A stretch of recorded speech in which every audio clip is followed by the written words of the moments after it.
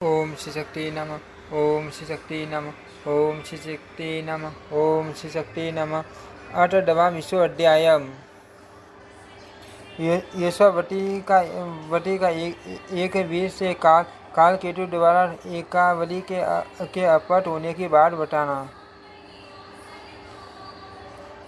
यशोवती बोली एक बार वह सुंदरी एकावली प्रात काल उठकर अपनी सखियों के साथ बाहर निकल पड़ी। वह बहुत से राक्षसों से रक्षित थे तथा उसके ऊपर सवर डुलाए जा रहे थे। हे राजेंद्र, वह सुंदरी यहाँ सुंदर कमलों के पास क्रीड़ा करने के लिए आई थी। कमलों से खेलने की रुचि वाली इस कन्या के साथ मैं भी अप्सराओं सहित गंगा के तट पर आई थी। जब मैं तथा एकावली दोनों खेलने में व्यस्त हो गए उसी समय हाथ में परिग्रह, तलवार, गदा, धनुष, बाण तथा तोमर धारण किए हुए बहुत से राक्षसों के साथ काल केतु नामक बलवान दानव वहाँ अकस्मात आ पहुँचा। उसने कमलों के साथ क्रीड़ा करते हुए उस रूप यौवन संपन्न तथा दूसरी काम पत्नी रति की बातें प्रतीत हो रही एकावली को देख लिया। हे राजा, मैंने एकावली से कहा, हे कमल नयने, यह कौन सा दैत्य आ गया है? अब हम दोनों राक्षसों के पास भाग चले। हे राजकुमार, इस प्रकार विचार विमर्श करके सखी एकावली तथा मैं भयभीत होने के कारण शस्त्रधारी सैनिकों के बीच तुरंत चली गई। वहाँ कामातुर काल केतु उस मोहिनी एकावली को देखकर अपनी विशाल गदा लेकर दौड़ता हुआ पास में आ गया और उसने रक्षकों को हटाकर डर के मारे कांपती तथा रोती हुई कष्ट कटी प्रदेश वाली तथा कमल के समान नेत्रों वाली एकावली को पकड़ लिया। इस कुमारी को छोड़ दो और मुझे ग्रहण कर लो। ऐसा मेरे कहने पर भी उसने मुझे स्वीकार नहीं किया और काम की वशीभूत व दानव एकावली को लेकर वहाँ से निकल गया। रक्षकों ने ठहरो ऐसा कहते हुए उस महाबली को रोककर उसके साथ विस्मयकारक युद्ध किया। अपने स्वामी के कार्य में पूर्ण तत्पर तथा हाथों में शस्त्र धारण किए उसके सभी क्रूर राक्षसों ने भी राक्षसों के साथ भीषण युद्ध किया। तब उन राक्षसों के साथ काल केतु संग्राम होने लगा। वह महाबली युद्ध में सभी रक्षकों को मारकर तथा एकावली को लेकर राक्षसी सेना के साथ अपने नगर के लिए चल दिया। दानव काल केतु के द्वारा अधिकार में की गई उस राजकुमारी को रोती हुई देखकर मैं उसके पीछे वहीं पहुंच जाते थे जहां काल केतु मेरी सखी को लेकर जाता था, जिससे कि रोती हुई वह मुझे अपने पीछे आते हुए देख ले। मुझे आई हुई देखकर वह भी कुछ स्वस्थ शीत हुई। तब मैं उसके पास जाकर उससे बार बातें करने लगी। हे राजा, दुख से व्याकुल तथा पसीने से संचित उस एकावली ने मुझे पकड़कर गले से लगा लिया और वह अत्यंत दुखित होकर रोने लगी। तत्पश्चात उस काल केतु ने प्रेम प्रदर्शित करते हुए मुझसे यह बात कही कि चंचल नेत्रों वाली अपनी इस भयग्रस्त सखी को धीरज बंधाओ और अपनी इस सखी से मेरी बात कहो। हे प्रिय, देवलोक के समान अत्यंत सुंदर मेरा नगर अब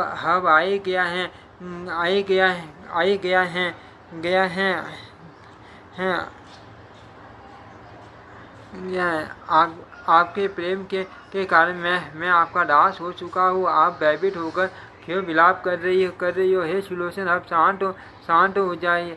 अब शांत हो जाओ।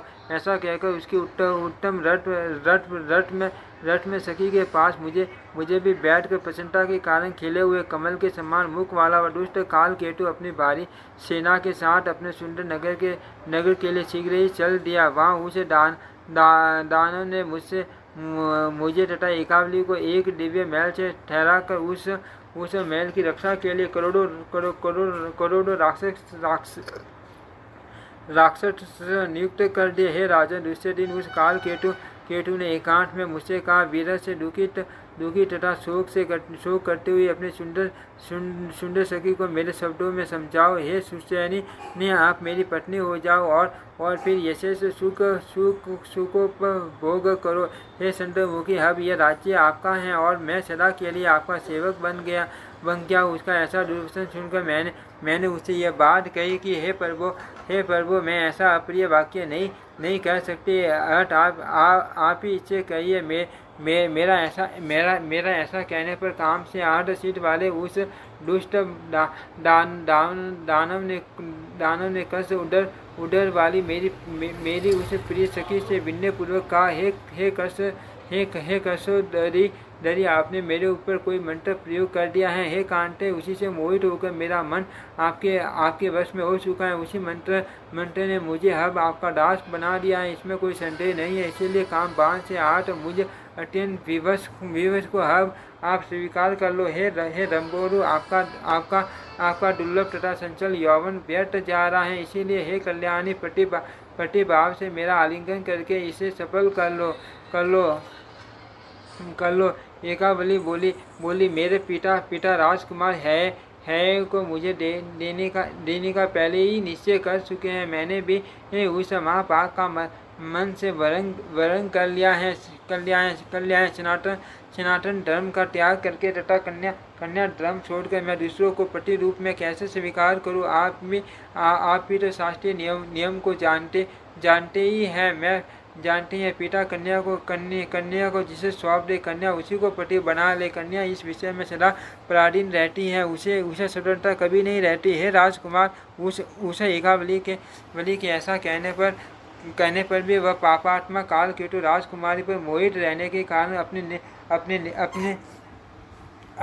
अपने निश्चय से विचलित नहीं हुआ और उसने विशाल नेत्रों वाली एकावली को तथा उसके पास में स्थित मुझको नहीं छोड़ा। उस काल केतु का नगर अनेक प्रकार के संकटों से युक्त एक पाताल विवर में विद्यमान है। वहीं पर चारों ओर खाइयों से घिरा हुआ तथा राक्षसों से पूर्णतया रक्षित उसका सुंदर दुर्ग है। मेरी प्राण प्यारी सखी एकावली वहीं पर दुख के साथ पड़ी हुई है। इसीलिए उसके विरह से अत्यंत व्यथित होकर मैं यहाँ विलाप कर रही हूँ। एक वीर ने कहा, हे बरानन्य, उस दुष्टात्मा काल के केतु के नगर से आप यहाँ कैसे आ गए? इस बात से मैं बहुत ही आश्चर्यचकित हुआ। आप मुझसे इस विषय में बताओ। हे भामिनी, अभी आपने जो कहा है कि एकावली के पिता ने उसका विवाह है के साथ करने का निश्चय किया है, वह बात मुझे अत्यंत संदेहास्पद प्रतीत हो रही है। नामक राजा मैं ही हूँ, अन्य कोई राजा नहीं है। सुंदर नेत्रों वाली वह आप ही सखी अपने पिता के द्वारा कहीं मेरे लिए तो कल्पित नहीं की गई। हे शिरभु, हे भामिनी, आप मेरे इस संदेह को दूर करो। मैं उस अधम राक्षस का वध करके उस एकावली को ले आऊँगा। हे सुव्रते, यदि आप उस राक्षस का स्थान जानती हो तो वह स्थान मुझे दिखा दो। उसके पिता राजा रंभे को आपने यह बताया अथवा नहीं कि वह अत्यंत दुखित हैं, जिसकी ऐसी प्रिय पुत्री हो क्या वह उसके हरण को नहीं जानता? और फिर उसने एकावली को मुक्ति के लिए क्या कोई प्रयास नहीं किया? अपनी पुत्री को बंदी बनाया गया जाने के बाद भी राजा स्थिर होकर कैसे चुप बैठे? अथवा राजा कुछ कर पाने में असमर्थ तो नहीं है ना? मुझे इसका कारण शीघ्र बताओ। हे कमल नयने, आपने अपनी सखी के अलौकिक गुणों को बताकर मेरे शीत को हल लिया है तथा मैं पूर्ण रूप से काम के वशीभूत कर दिया गया हूँ। अब तो मेरे मन की यही अभिलाषा है कि उस प्रिया को इस मान संकट से मुक्त करके मैं उसे कब देख लूँ। अब उस दानव के अत्यंत दुर्गम नगर में जाने का उपाय मुझे बताओ और ये भी बताओ कि उस मान संकट से छूटकर आप यहाँ कैसे आई? यशोवती बोली, हे राजन, मैंने बाल्यावस्था से ही एक सिद्ध ब्राह्मण से बीज तथा ध्यान सहित भगवती का मंत्र प्राप्त किया है। हे राजन, जब मैं काल केतु के यहाँ थी तभी मैंने मन में सोचा कि हब मैं प्रसन्न पराक्रम वाली भगवती चंडिका की निरंतर आराधना करूँ। वे भगवती पूर्ण रूप से आराधित होने पर निश्चित रूप से मुझे इस बंधन से मुक्त करेगी, क्योंकि भक्तों पर अनुकंपा करने वाली वे शक्ति स्वरूपा चंडिका सब कुछ करने में समर्थ है। जो निराकार तथा निरालंब भगवती अपनी शक्ति से जगत का सृजन करती है तथा पालन करती है, वे कल्प के अंत में उसका संहार भी कर देती है। मन में ऐसा सोचकर मैं विश्व की अधिशास्त्री कल्याणकारिणी लाल वस्त्र धारण करने वाली सौम्य विग्रह वाली तथा सुंदर रक्त नयनों वाली भगवती का ध्यान करके मन ही मन उनके स्वरूप का स्मरण स्मरण करके मंत्र का जप करने में तत्पर हो गई। इस प्रकार मैं समाधि लगाकर 1 माह तक भगवती जगदम्बा की उपासना करती रही। तत्पश्चात मेरे भक्ति भाव से प्रसन्न होकर देवी चंडिका ने मुझे स्वप्न में दर्शन दिया और अमृत में वाणी में मुझसे कहा, आप सोई क्यों हो, उठो और तत्काल गंगा जी के मनोहर तट पर चली जाओ। वहीं पर विशाल भुजाओं वाले तथा सभी शत्रुओं का दमन करने वाले नरसेठ है एक वीर आएंगे। दत्ता तेजी ने महाविद्या नामक मेरा श्रेष्ठ मंत्र उन्हें प्रदान किया है। वे भी भक्तिपूर्वक निरंतर मेरी उपासना करते रहते हैं। उनका मन सदा मुझ में लगा रहता है तथा वे सदा मेरी पूजा में रत रहते हैं। मेरे प्रति आसक्ति भाव रखने वाले वे सभी प्राणियों में एकमात्र मुझे ही देखते हुए सदा मेरे ही प्रायण रहते हैं। वे महामती एक वीर ही आपका दुख दूर करेंगे। वे लक्ष्मी पुत्र एक वीर घूमते हुए गंगा तट पर आकर आपकी रक्षा करेंगे और उस भयानक राक्षस काल केतु का वध करके माननी एकावली को मुक्त करेंगे। इसके बाद आप समस्त शास्त्रों में निष्णात उन्हीं सुंदर राजकुमार एक वीर के साथ एकावली का विवाह करवा देना। ऐसा कहकर देवी अंतर्ध्यान हो गई और मैं उसी समय जग गई।